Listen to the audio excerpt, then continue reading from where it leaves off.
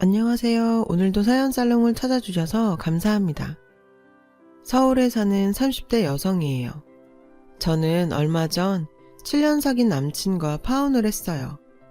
정확히 말하자면 제가 파혼을 당한 거죠. 그렇다고 해서 제가 파혼당한 얘기를 하려는 건 아니에요. 제가 하고 싶은 건 그 이후 벌어진 일에 대한 얘기거든요. 전 정말이지 32년을 살면서 이런 황당한 경우는 처음이에요.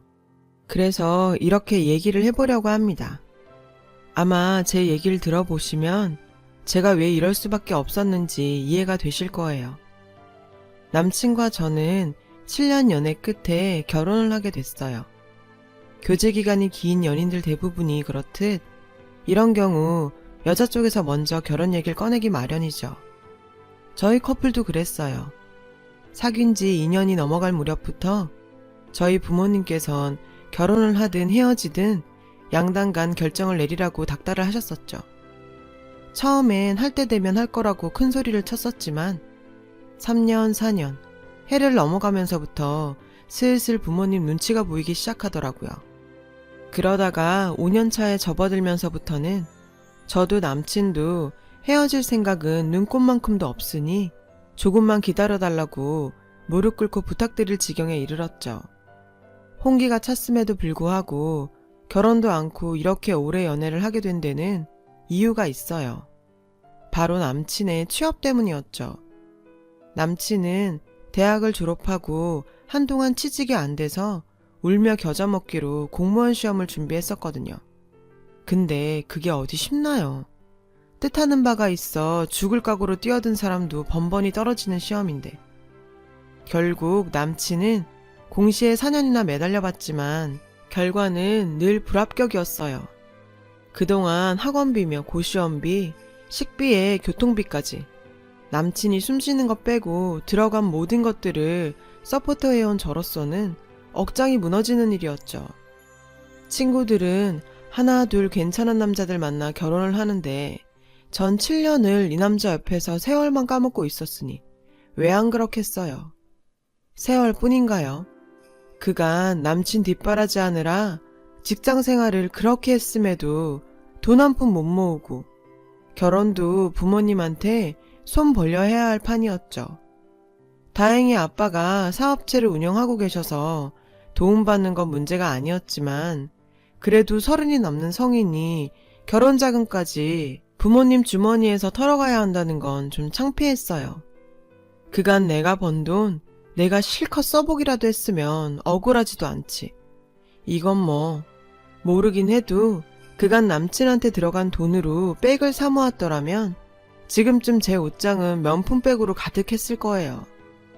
주변에 이 사실이 알려지면 남친이 곤란할까봐 비밀로 해왔던 탓에 말 그대로 전 벙어리 냉가슴 앓는 처지로 혼자 버텨야 했어요. 근데 남친은 그런 제 마음을 알기나 하는 건지 너무도 천하태평인 거예요. 그러던 어느 날이었어요. 오랜만에 대학 동기들과 만났는데 동기 중 하나가 그 자리에 남친을 데리고 나왔더라고요. 남친 직업은 변호사로 동기와는 3년 사귄 끝에 곧 결혼을 한다고 하더군요. 거기까진 좋았어요. 그냥 좀 부럽고 말아버릴 일이었으니까요. 그런데 사실 이 사람 아니었으면 저 변호사는 꿈도 못 꿨을 거예요. 고시 준비하는 동안 학원비며 고시원비 다 이 사람이 도와줬거든요. 이젠 평생 제가 갚으면서 살려고요. 순간 온몸의 기운이 쭉 빠졌어요. 누군 3년 고생하고 변호사 안 해되는데 누군 7년이나 고생하고도 이러고 있다니.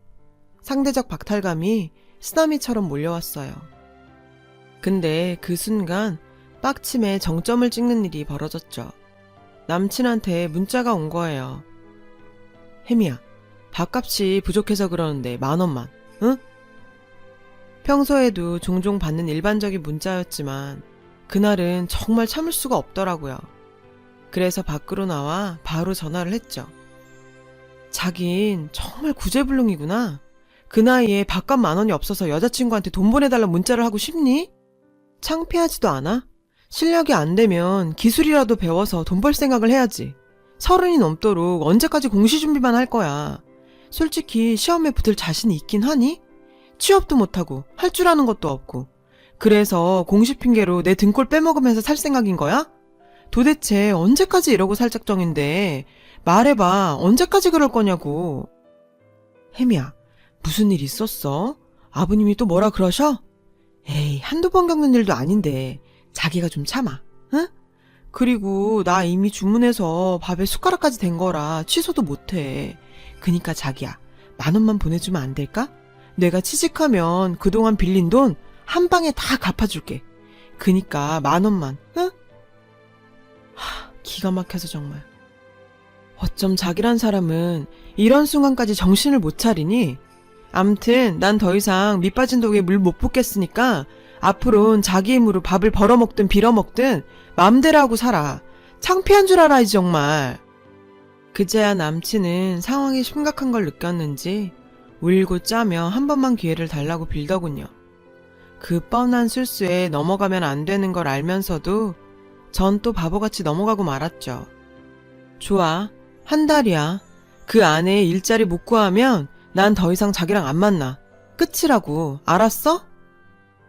헤어지자는 말에 정신이 들었는지 남친은 부랴부랴 구직 사이트를 뒤져서 여기저기 면접을 보러 다니더군요. 그동안 남친한테서 볼 수 없었던 모습에 한편으론 그만큼 날 놓치기 싫었나 싶기도 했지만 다른 한편으론 이렇게 할 수 있는 거 왜 지금껏 안 했나 하는 괘씸함도 들었던 게 사실이에요. 얼마 뒤 남친한테 취직을 했다며 전화가 왔더라고요. 학원 강사 자리였어요. 입시학원은 아니고 중고생 내신을 관리하는 동네 보습학원이었죠. 비록 사대보험도 안 되고 퇴직금도 없는 자리였지만 그래도 밥벌이는 하고 살게 된 거죠. 그래도 이게 어디냐 싶어 양가 부모님을 찾아뵙고 결혼 승낙을 받았어요. 저희 부모님은 남친을 탐탁지 않게 생각하셨지만 그래도 7년이나 만났는데 어쩌겠냐시며 마지못해 승낙을 해주셨어요. 반면 남친 부모님들은 빨리 상견례부터 하자시며 엄청 반기셨죠. 그렇게 번갯불에 콩 볶듯이 일사천리로 일은 진행이 됐고 얼마 안 돼 상견례까지 마쳤죠. 예비 시부모님들께선 솔직히 집을 마련해줄 형편이 안 된다며 몇 년간은 데리고 살 생각이라고 하셨어요. 그러니까 혼수는 저희들 방 꾸밀 정도만 해서 보내달라고요. 이미 저를 통해 이런 사정을 들으셨던 저희 부모님은 저희가 살 집을 마련해주마 하셨어요. 그래서 상견례장에서 아빠가 직접 그 얘기를 하시려고 했는데 하필 그때 회사에서 전화가 왔지 뭐예요. 전화를 받으신 아빠는 급한 일이 생겨서 회사에 들어가 봐야 하신다며 양해를 구하곤 먼저 자리에서 일어나셨어요. 그 바람에 집 얘긴 꺼내지도 못했고요. 나중에 남친이 그러는데 솔직히 그날 저희 쪽에서 집을 해주시지 않을까 내심 기대를 했었다나 봐요. 남친도 그렇고 남친 부모님들도 그렇고. 근데 상견례가 끝나고 며칠이 지나도록 아무 말이 없어서 조금 서운했다나요. 기가 막혀서 정말. 그러던 어느 날이었어요. 그날은 몸이 좀 안 좋아서 남친과의 약속도 깨고 퇴근 후 바로 집으로 향했는데 글쎄 현관문을 열고 들어가 보니 집안에 온통 빨간 딱지가 붙어있지 뭐예요. 평소 그렇게 당당하시던 아빠는 축 처진 어깨로 앉아 담배를 태우고 계셨고 엄마는 머리에 띠를 두른 채 안방 침대에 누워있었죠. 엄마, 이게 어떻게 된 거야? 도대체 왜 우리 집에 이런 딱지가 붙어있는 건데? 혜미야, 어쩌니? 네 아빠 회사 곧 넘어간단다. 아이고, 늦음하게 이게 웬일이라니. 엄마는 참았던 눈물을 흘리셨어요. 아빠는 거실 소파에 앉아 줄담배만 피워댔죠. 그날 이후 우리 집은 전과는 다른 생활을 하게 됐어요. 부자는 망해도 3년 간다더니 그것도 부자 나름이더라고요. 있는 돈 없는 돈 다 긁어 모아서 서울 외곽에 싼 전셋집 하나 구하고 나니 끝이었죠. 당장 먹고 살 일부터 걱정이었어요. 그래도 다행인 건 엄마랑 아빠가 긍정적인 분들이라는 거예요. 집이 망해서 산동네로 이사를 왔는데도 글쎄 비바람 막아주고 등 붙일 전셋집 하나 남아서 얼마나 다행이냐며 이삿날 짜장면을 그렇게 맛있게 드시더라고요. 어차피 잃은 재산에 연연하기보단 앞으로 먹고 살 일이나 구해야겠다면서 아빵 곧장 인력센터에 가서 등록을 하셨어요. 그리고 며칠 뒤 땡땡동에 있는 아파트에 경비로 나가게 되셨죠. 이렇게 우리 가족이 인생의 부침을 겪고 있던 어느 날 낯선 번호로 문자가 하나 날아왔더라고요. 혜미야, 인연은 여기까지인 걸로 합시다. 아무리 생각해도 파혼이 답인 것 같네요. 부디 좋은 인연 만나 행복하기를 빕니다. 밑도 끝도 없이 파혼이라니? 도대체 누가 보낸 건가 싶어서 주소록을 뒤져봤지만 없더라고요. 파혼 얘기가 적힌 걸로 봐선 남친과 연관된 사람이 아닐까 싶어 남친한테 전화를 했어요. 근데 안 받더라고요. 그래서 문자를 남겼죠. 혹시 이거 자기가 보낸 거냐고요. 그랬더니 미안, 아버님 사업 그렇게 돼서 한창 힘들 텐데 이런 결정 내려서 미안해. 아, 그리고 그 번호는 우리 아빠 번호야. 아빠가 아무래도 서로 껄끄러울 테니까 이렇게 끝맺는 게 좋겠다고 하셔서 내 전화번호 알려드렸어. 그럼 용기 잃지 말고 잘 지내. 안녕. 아니, 이게 무슨 개풀 뜯어먹는 소린지 정말 황당해서 말이 안 나오더라고요. 7년이나 뒷바라지 해줬더니 아빠 회사 망하자 바로 손절이라니. 아니, 그것도 파혼 얘기를 문자로 하다니 말이 돼요? 해고 문자 받았다는 얘긴 들어봤지만 살다 파혼 문자를 받게 될 줄이야. 전 당장 남친한테 전화를 걸었어요. 근데 이 인간이 안 받더라고요. 그래서 회사에 반차를 내고 남친네 학원으로 달려갔죠. 아직 수업 전이라 교무실에서 동료 강사들과 티타임을 갖고 있더군요. 남친은 갑작스런 제 등장에 화들짝 놀라선 저를 끌고 밖으로 나갔어요. 여긴 왜 왔어? 내 문자 못 받았어? 받았지. 그러니까 왔잖아. 그런 문자 받고 안 올 여자가 어딨니? 진짜 어이가 없어서 말이 안 나온다. 어떻게 파혼 얘기를 문자로 하니? 넌 원래 그런 놈이니까 그런다 쳐. 근데 너희 아버진 어른이 어떻게 일 처리를 그렇게 하시니? 결혼이 애들 장난이야? 문자 한 통 틱 날리면 끝날 일이야. 그래, 그건 일단 접어두고 이유나 좀 듣자. 도대체 내가 왜 파혼을 당해야 되는지 그 이유나 좀 알자고. 그러자 남친이 피식 웃으며 말했어요. 몰라서 묻는 거야? 너네 집 망했잖아. 그 형편에 결혼이 가능하겠니? 솔직히 그런 건 우리가 말하기 전에 니네 부모가 먼저 결단을 내렸어야 하는 거 아니야? 아니, 막말로 딸내미 혼수도 못해줄 형편에 결혼을 진행한다는 게 말이 되니? 양심이 있어야지. 뭐? 양심? 너 지금 제정신이야? 다른 사람은 몰라도 네가 어떻게 내 앞에서 양심이란 말을 해? 지난 7년간 내 돈 받아먹고 살던 게 우리 집 망하자마자 손절하면서 양심? 네가 양심이 있는 놈이라면 나한테 이러면 안 되지. 그동안 난 지질이 궁상인 널 7년이나 봐줬어. 그뿐이야?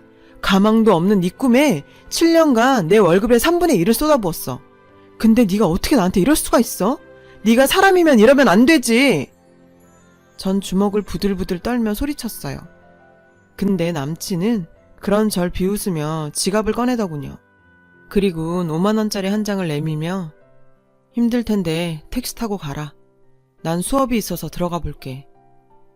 남친은 절 바닥에 남겨둔 채 학원 건물로 들어가 버렸어요. 순간 온 몸에 힘이 빠지는 것 같았어요. 아, 정말 끝이구나 하는 생각이 들었죠. 그 생각이 들고 나니 더 이상 미련 없이 끝낼 수 있겠다 생각이 들었어요. 그래서 그대로 털기로 했어요. 집으로 돌아가 부모님께 남친 집에서 파혼을 하자고 했다고 말씀드렸어요. 아빠는 정말 담담하게 알겠다고 하셨죠. 그날 밤 아빠가 절 부르시더라고요. 포장마차에 가서 소주 한잔 하자고요. 아빠랑 포장마차에서 꼼장어에 소주를 마시는데 좋더라고요. 파혼 당한 날 누가 이렇게 아빠랑 포차 데이트를 하겠어요. 그때였죠. 아빠가 힘들게 말씀을 하셨어요. 미안하다. 아빠가 우리 딸 인생을 망쳤구나. 그 말에 순간 욱하더라고요. 아빠, 그게 무슨 소리야. 아빠가 내 인생을 망친 게 아니라 망가질 뻔한 내 인생을 아빠가 구한 거야. 생각해봐. 우리 집 망하자마자 손절하는 남자라면 결혼 후에도 뭔 일 터졌을 때 내 손 잡아주기는커녕 지한테 도움 안 되면 제일 먼저 날 버렸을 놈이야. 그딴 놈하고 결혼까지 안 간 게 얼마나 다행이야. 안 그래 아빠? 제 말에 아빠는 고개를 끄덕이셨어요. 그리곤 딸, 아빠 이렇게 안 무너져. 너도 알지? 아빠가 얼마나 강한 사람인지. 다시 예전처럼 잘 살진 못하겠지만 아빠는 엄마랑 우리 딸 옆에서 꿋꿋하게 건강하게 열심히 살아낼 거다. 그러니까 우리 딸도 기운 내는 거다. 알았지? 그날 아빠와 마셨던 소주는 제 인생 최고의 소주였어요. 그렇게 파혼 사건을 잊고 다시 예전 모습으로 돌아간 어느 날이었어요. 낯선 번호로 전화가 왔더라고요. 혜미양, 나 민재 아빠예요. 맙소사, 남친 아버지셨어요. 그간 잘 지냈어요? 다름이 아니라 내가 혜미 씨한테 할 말이 있는데 잠깐 시간 좀 내줄래요? 솔직히 됐거든요. 이러고 당장 전화를 끊어버리고 싶었지만 제 부모 얼굴에 침 뱉는 짓인 것 같아서 꾹 참았어요. 제가 만나서 할 얘기 없다고 했더니 남친 아버님은 저희 회사 로비에 와 계신다며 제가 나올 때까지 기다리시겠다는 거예요. 어쩜 하는 짓이 전 남친이랑 이렇게 똑같은지. 할 수 없이 전 로비로 내려갔어요. 그리고 남친 아버님을 모시고 근처 카페로 갔죠. 혜미양, 그땐 내가 생각이 짧았어요. 이해해 주길 바래요. 아버님 사업에 그렇게 되고 한창 힘들 시기였는데 파혼까지 당해서 충격이 컸을 거라고 생각해요. 그래서 말인데 그 혼사 다시 진행하는 건 어떨까 하는데 혜미양 생각은 어때요? 헐, 정말 황당했어요. 다 끝난 결혼을, 그것도 자기들이 깨자고 한 결혼을 다시 하자고요? 기가 차서 말도 안 나왔죠. 그래서 잠깐 화장실에 좀 다녀온다고 하고 남친한테 전화를 했어요. 그랬더니 아빠가 결국 너한테 가셨구나. 혜미야, 사실은 우리 엄마 얼마 전에 병원에서 치매 판정 받으셨어. 아빠가 충격이 크셨지. 엄마 그렇게 되고 아빠가 그러시더라. 혜미 너도 아빠 일로 충격 심했을 텐데 우리가 너무했던 것 같다고.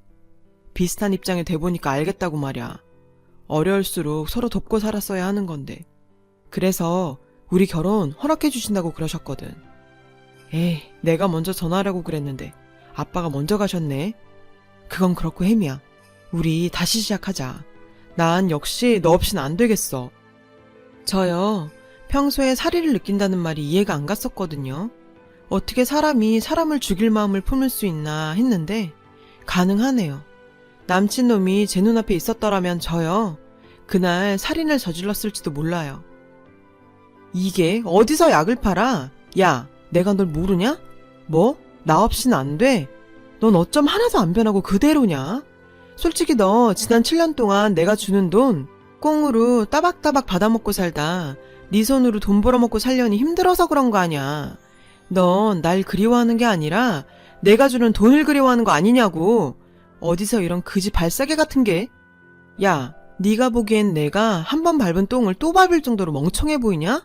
어디서 개수작이야. 내가 더럽고 치사해서 그냥 넘어가라고 했는데 넌 도저히 안 되겠다. 너 지난 7년간 네가 나한테 받아간 돈 그거 다 물어내. 네 입으로 취직하면 한 방에 갚아주겠다 호언장담했었지? 네가 보낸 문자에도 돈 갚겠다는 말이 수도 없이 써있더라. 내가 네 손에 직접 쥐어둔 돈은 거지 동량 줬다고 칠 테니까 계좌이체 한 것만 보내. 겉만 해도 수년간 네 월급은 통째로 보내야 할 거다. 어떻게 싸바싸바해서 돈 떼먹을 생각이라면 일찌감치 집어치우셔. 나 당장 변호사 사무실 가서 너한테 소장 날릴 테니까. 알았어? 어디서 그지 같은 게 내 앞에서 질척이고 있어. 끊어! 남친한테 한바탕 쏟아부은 전 테이블로 돌아와 남친 아버지한테 한마디 했어요. 아저씨, 인생 그따위로 살지 마세요. 그러니 아들이 아버지를 닮아 그 모양이죠. 예비사도 망했다니까 잽싸게 손절하시던 그 모습 저 절대 못 잊어요. 아내분이 치매 판정 받으셨다고요? 그래서 똥기저귀를 갈아줄 며느리가 필요하셨던 모양이네요. 그런 거라면 번지수 잘못 찾았어요. 전 제가 싼똥 치우느라 바쁘거든요. 댁의 아드님 말이에요. 저 이 길로 변호사 사무실에 가서 댁의 아들한테 날릴 소송 의뢰해야 하거든요. 그 일만으로도 엄청 바쁠 예정이라 더 이상 아저씨 얘기를 들어드릴 짬이 안 나네요. 그러니까 엄한 데서 헛짓하지 마시고 얼른 집으로 가셔서 사모님 똥기저귀 가는 연습이나 하세요. 아셨어요? 그리고 한 번만 저한테 이러시면 스토커로 신고합니다. 전 자리를 박차고 나왔어요. 그제야 그간 제 가슴을 꾹 누르고 있던 돌덩이가 빠져나간 것처럼 시원하더군요. 솔직히 그동안 남친놈한테 멍청하게 당하고 찍소리도 못하고 헤어진 게 천추의 한이 됐었는데 이렇게 한 방 먹일 기회를 얻을 수 있어서 다행이었어요. 소송이요? 제가 소송한다는 말 듣고는 남친이 돈을 보냈더라고요. 다는 아니고 100만 원이요. 매달 100만 원씩 꼬박꼬박 보내겠다더군요. 그래서 각서 한 장 받아서 공증해 놨어요. 이런 거 안 만들어 놓으면 언제고 떼먹을 놈인 거 아니까요. 저요, 앞으로 다시는 예전처럼 호구로 살지 않을 거예요. 그러기엔 엄마 아빠의 가르침대로 제 인생은 너무 소중하니까요. 제 사연을 들어주셔서 감사드려요. 행복한 하루 되세요. 여러분, 사연 댓글에 응원과 현명한 조언 부탁드려요. 좋아요와 구독은 저에게 큰 힘이 됩니다. 오늘도 좋은 일 가득하세요.